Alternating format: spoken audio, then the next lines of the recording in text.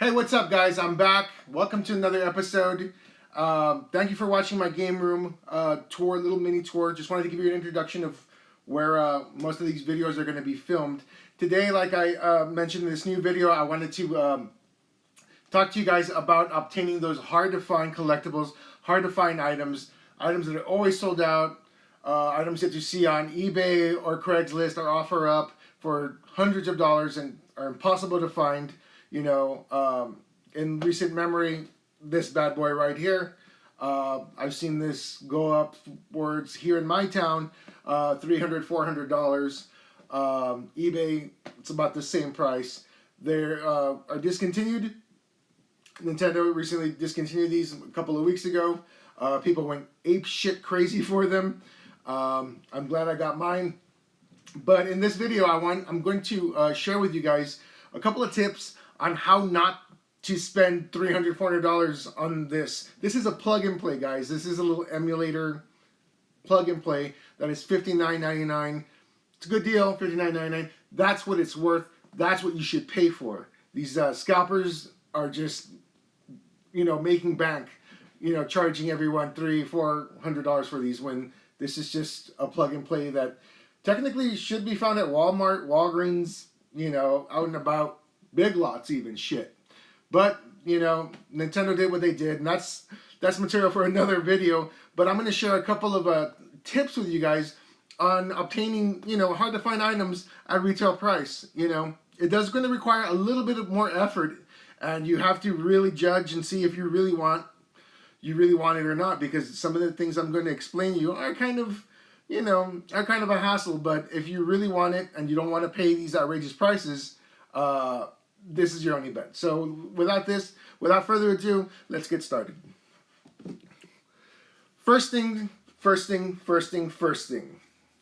Out of everything, you have to ask yourself, do you really want this item? Whatever it is. It might be the NES Classic, it might be a hard to find, video game system, whatever it may be. It doesn't have to deal with video games, anything, A few weeks ago, I actually stood in line outside an Ulta beauty store for my wife. She told me, babe, this eye pencil thing for your eyebrows is going to be 50% off. So she gave me information.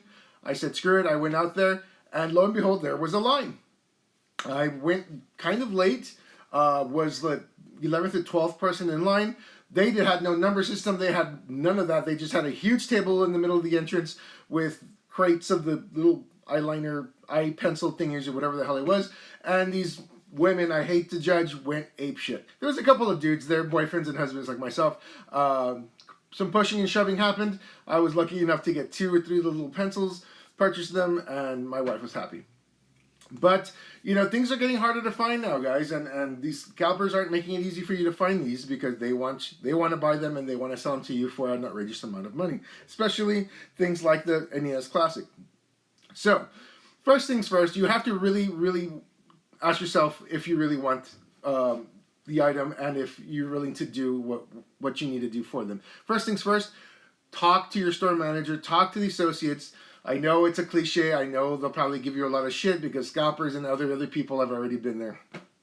Talk to them. Ask them very politely when they expect more shipment, if they expect more shipment. If not, what other store may have it. Call them or go visit them. Don't be a dick, though, guys. Be real respectful. These guys work hard. They're retail. Like I said, you're not the first one who's asked them the same old damn question, So ask them what day they get their shipments, how the process works. First come, first serve. Do they ticket? Some places actually give tickets in line to the people camping out outside. Depending on the item, guys, you are going to have to wait in line. Now, when I say wait in line, you've probably seen a ton of these videos where you see people camping out at Best Buy, camping out at Target, camping out at GameStop. Yes, you might have to do that. I'm 80% sure you'd have to do that, okay? Now let's get into that, okay? When you do that, there's several ways of doing it, depending on the item and depending how many people are out there. I'll give you a good example. Bringing it up again, the NES Classic. Okay, last shipment came in last week on Monday.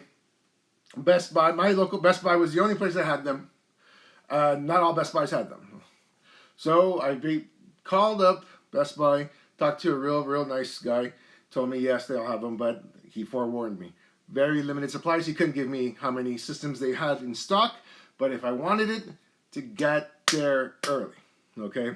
Now, early does not mean 30 minutes before the store opens. I've seen a lot of videos, guys, on YouTube where these cats, and I'm not just judging anyone, they're going out there making their videos and they're going at 9:30, 9:45 in the morning when Best Buy opens at 10 o'clock at night.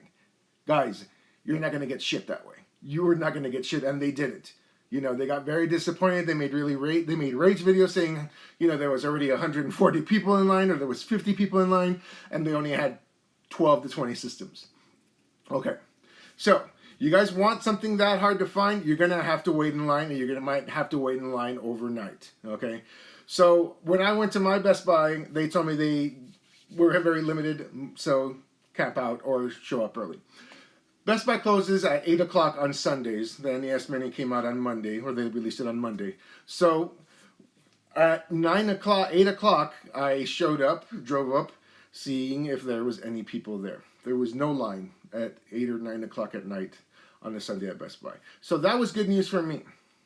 And that was good news for me because if there's no people in line there, the chances are there's not going to be much people overnight, or there will be, but maybe not that many. It all depends. If you have the time, scope out the situation the night before. Now, if you see people there camping out the night before the store even closes for the night, indication is there's going to be a lot more people showing up because people see that and they get their oh shit glasses on. Oh shit, there's already people camping out. I want it. I'm going to camp out. So if you see people camping out the night before the store closes and they're already camped out there, get your gear and wait in line with them. Best bet for getting a system. I didn't see anyone in line, so I went home that night. I woke up super duper early on Monday. I woke up at 4 in the morning, got ready, I drove up to the Best Buy, and guess what? 2 people in line. Really cool cats. I forgot their names. I don't even think I mentioned my name to them. Got there at 4:30 in the morning. There was 2 people and me, so 3 people. Really cool guys. Talked about games and shot the shit. After that, another dude showed up at maybe 5 o'clock, and so forth and so forth and so forth. In total, I think it was about 60 of us, 60 or 70 of us. Only 12 to 16 systems, guys. Again, people showed up at 7, 8 o'clock in the morning expecting to get a system. That's not going to work, guys. It's not. Best Buy gives out their little tickets around 8:30 or 9 o'clock. Once those tickets are handed out, they're numbered. That's it, guys. Whoever didn't get one, sorry. So if you really want the system or you really want this item that you're looking for, you really have to decide what you're going to do. I mean, are you going to want to have the patience and the sacrifices, sit your ass down there in the hot sun or in the cold, possibly overnight, or how long it takes to get a covenant ticket? And most places give out tickets now. They're they learn their lessons. I used to camp out in the old school, and it was first come first serve, and people used to shove and kick the living shit out of each other just to get to the counter to pay for the game or whatever it is that they were looking for. Best Buy and the other big box retailers really don't do that anymore. They're really cool. They hand out this little slip that has your number on it, and it gives you the pass, basically saying that yes, you were here in line. You sacrificed how many hours or nights to get to get what you're going to want, and that's what you basically have to do to get. It's not hard, but there is some sacrifice involved, and I know a lot of people have jobs and families, may not want to. And hey, for those people that have the disposable income and think $200, $300, $400 is not bad for something like this, that's fine. I'm not gonna judge. That's fucking awesome. For me though, no way, Jose. I can't stand scalpers. I'm not going to fund them. Hell no. When I can do it on my own. And yes, there is a lot of sacrifice involved in it, but basically that's what you guys have to do to to get what you want. You know what I mean? Just follow these steps and you will be successful in everything. I've been doing this for a very long time.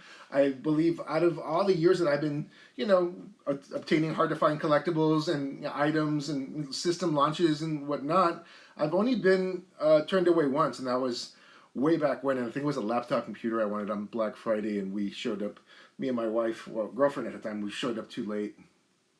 And there was only a few of these discounted computers on Black Friday in Old Circuit City, and we missed out. We missed out. I think there was like 10 of them, and we were number 11 in line. So that broke my heart because I really wanted my wife to get a computer. It wasn't even for me.